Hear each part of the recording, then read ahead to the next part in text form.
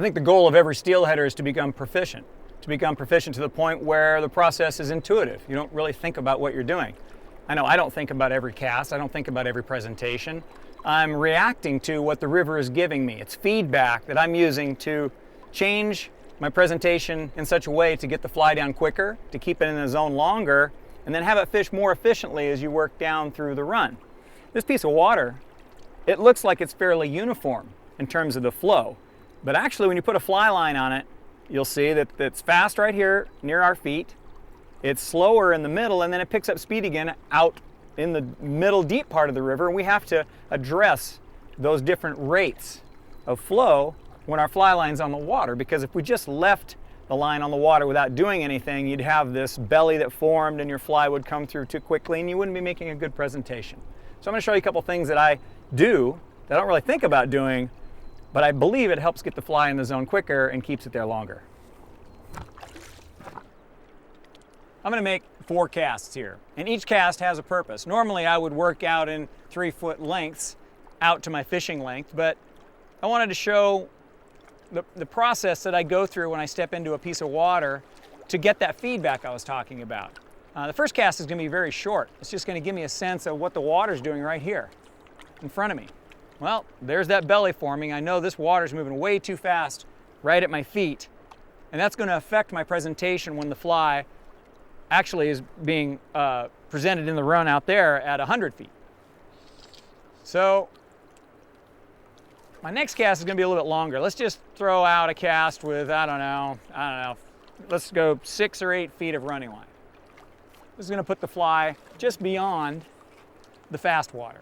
I'm going to make a big mend because I know I have to take this fast water into account, or else this fast water will pull my fly out of the slot way too soon. And I'm going to hold it back a little bit and kind of work it out there because I want that fly to sink and really fish through that slower water out there. I had to manipulate the line a little bit to let the slow water catch up to this fast water. If I had put the line on the fast water, it would have just pulled that right through the bucket and wouldn't have been a very good presentation. But here's one little thing that I add when I'm casting across these varied currents.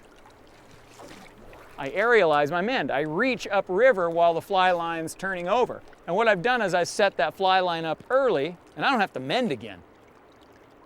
I just raise my rod tip to keep the line off the fast water in front of me and then drop it as it comes into the bucket and hang on. I didn't have to mend again. So that was a perfect presentation across those 2 currents. Now let's pull off a little more line. Now we're going to cast across all 3 currents out there.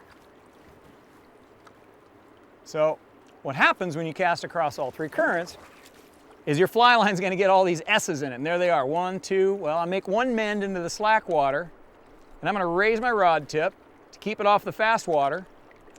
And as it comes across the pool, I see there's some more squiggles.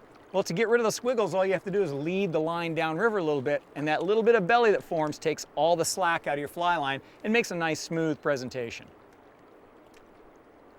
And again, this isn't something that I think about, it just becomes intuitive because when you encounter enough places like this, you kind of just know what you need to do to get the fly into the zone and keep it there for the longest arc during the swing.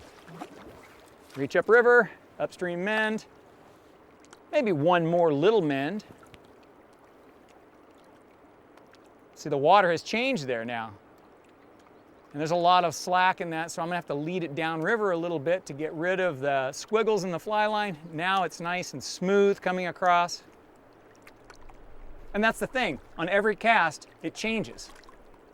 The river, the current, the shape of the fly line on the water, it changes with every cast. So you can't go out and make the same cast every time using the same fly and the same sink tip and hope to get the best results.